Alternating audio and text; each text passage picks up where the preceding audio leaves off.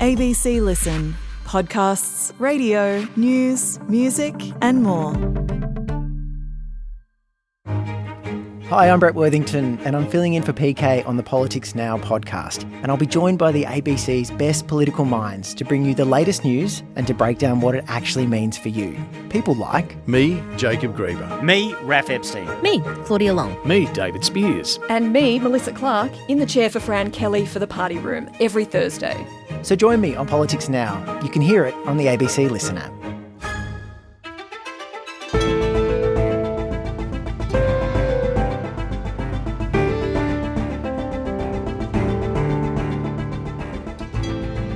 We all know Donald Trump is wealthy, but how much richer is he since returning to the White House at the start of the year? That's a question the ABC's America's editor, John Lyons, posed to the president last month, and Trump didn't like it.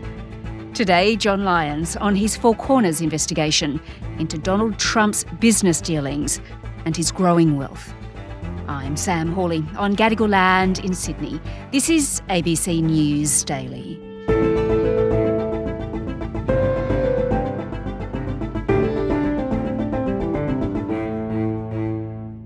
John, I think we'd better start this conversation with me asking you, how are things going with Donald Trump?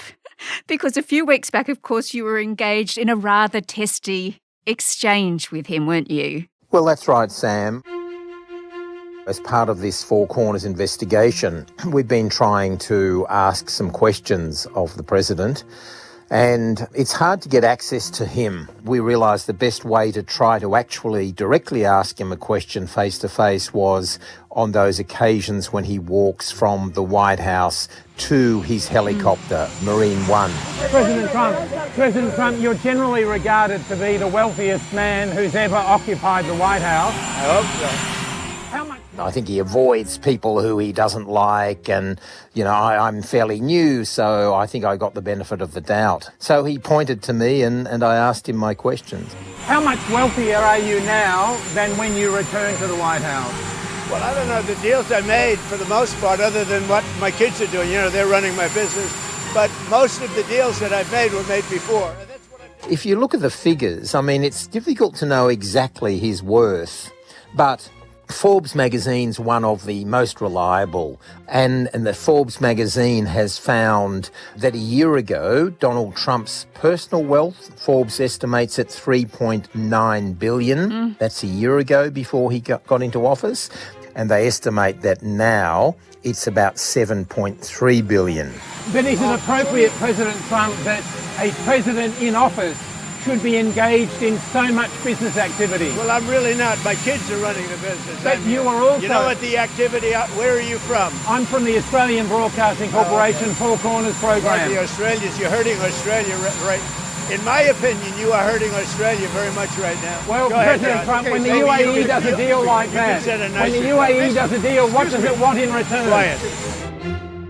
Now, just before we move on, John, just remind me, what are the rules in the United States when you're president?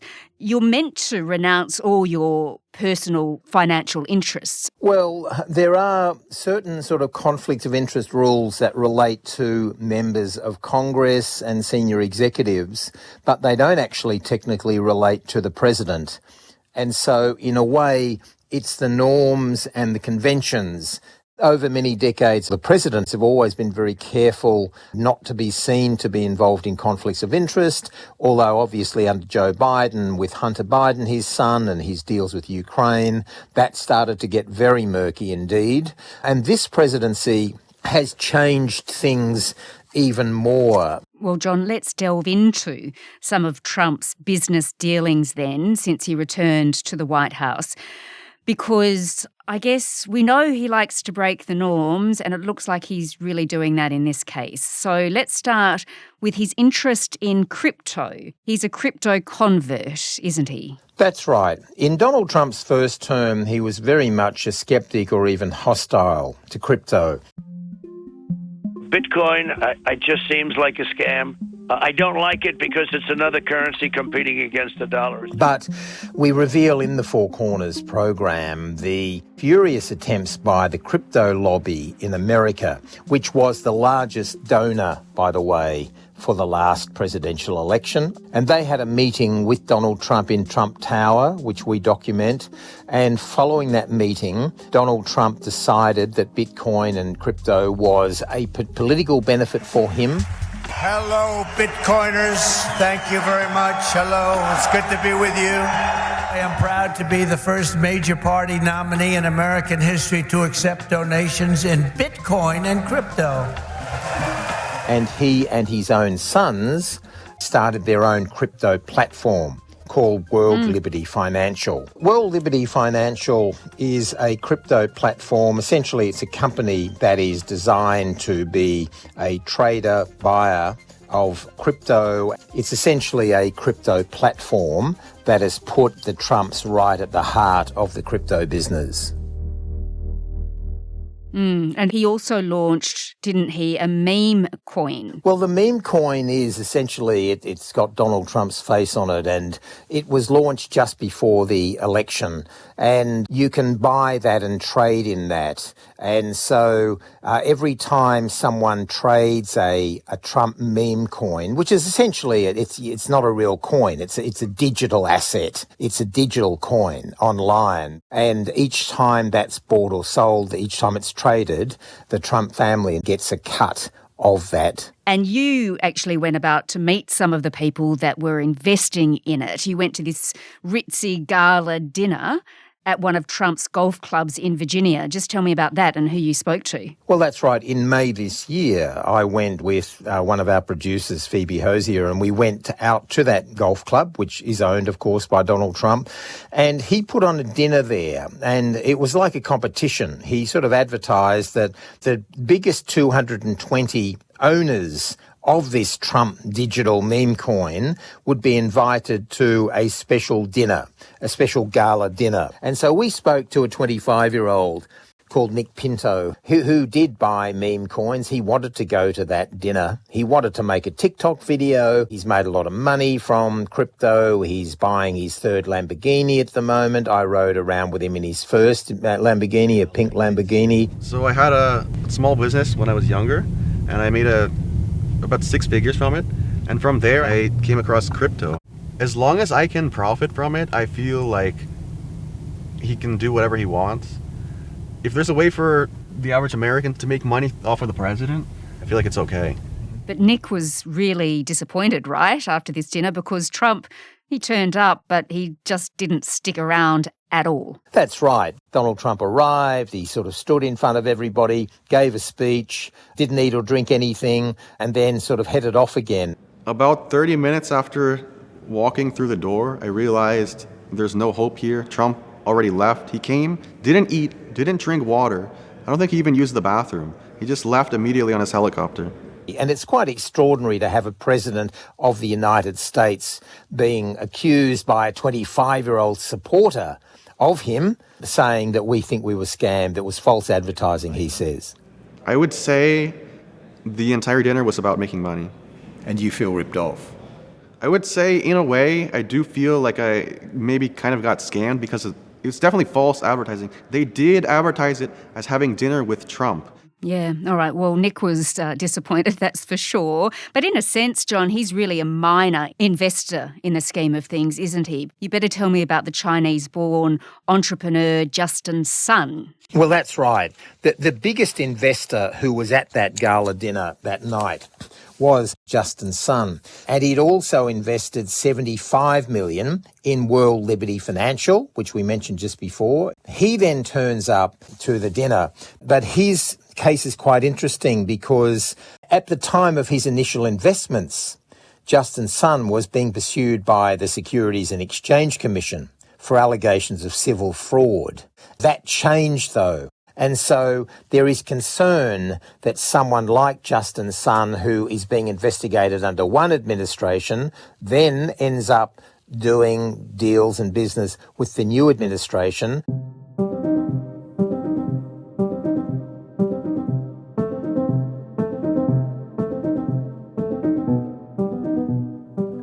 right. Well, John, that's how cryptocurrency is playing into Trump's wealth. What else have you uncovered? You've been talking a lot to the New York Times reporter Eric Lipton about this. That's right. Eric Lipton is an extraordinary journalist. He's been investigating, looking into the Trump family's finances since 2016. And we sat in on this investigation. He looked into this deal that the World Liberty, the Trump company, did with the United Arab Emirates. It's tens of millions of dollars that is effectively been going into the pockets of the Trump and Witkoff families and their business partners from that single transactions from the United Arab Emirates. And he's been looking at whether there's a connection between a $2 billion crypto investment, which is what the Trump family did with the UAE, and government-to-government negotiations, which are about access to AI chips. Yesterday, the two countries also agreed to create a path for UAE to buy some of the world's most advanced AI semiconductors from American companies, a very big contract. And so there's those two deals that have been running about the same time. And under the Biden administration, access to those AI chips was really tightly controlled by the United States. They were worried that technology might end up in the hands of China. Now, the Trump administration says they're completely not connected, that there's no connection between the Trump family doing business with the UAE and a few weeks later that the UAE was allowed to buy AI chips made by NVIDIA. I think the problem is it creates questions about what is driving U.S. foreign policy. It creates a cloud around foreign policy decisions that even if they are not truly corrupt or driven by the family's financial desires, those questions are out there and hard to eliminate. And undermines the integrity of the United States governance and of its foreign policy. It's incredible. Well, in addition to all of that, there are, of course, golf courses, there's hotels, projects around the world. Donald Trump, he opened a brand new golf course in Scotland. My son, Eric, has worked so hard on this, and it's been truly a labor of love for him. And we started with a beautiful piece of land, but we made it much more beautiful. And he does say, though, that these are being run by his son. He does, and one of the things when I had the exchange with him that he insisted to me was that he doesn't know how much wealthier he is now than when he was re-elected because his sons are running the company. It's been expanding its portfolios. But part of the conflict of interest comes in a case like, say, Vietnam. At the very same time that the father, President Trump, is negotiating with Vietnam over what tariffs they will pay, his son, Eric, is negotiating with Vietnam, with the government and people there, about buying a very expensive and developing a resort there, a golf resort in the country's north. This is where there's a real question about conflict of interest. And, I feel as a journalist that creates a real problem. All right. Well, you did actually speak with Trump's former advisor, Brian Lanza. What did he have to say about all these business dealings? Well, Brian Lanza made the point or argued that in the first term of the Trump presidency, the family made a decision that they would not be involved in any foreign business deals, that was in a way going to create a problem, and they sort of put these guardrails on business dealings and didn't really do any. Brian Lanza argues that the Trumps got attacked and criticised anyway. I think he did in the first term, and like I said, but he hasn't in the second term. But what was the point? He did in his first term. He got supremely criticized. He got subpoenaed. He incurred all these costs by trying to create this additional layer of separation, and all it did was just cost him money. And so his argument is that having tried to do that in the first term and getting criticised by the media, by the left, they have now decided essentially what's the point? And so in a way he's saying they're unleashed and they're now going and doing those business deals because they feel they're never going to get given any credit. All right. Well, John, you've had a really good look at this now. It is hard, I know, to put an exact figure on the amount of money Donald Trump has made since he returned to the White House. You did indicate the Forbes figure, of course, which puts it in the billions. But regardless of the figure, the real question is it okay? The question, I think, for the American people is, can you be absolutely sure that President Trump is acting completely in the interests of the American public?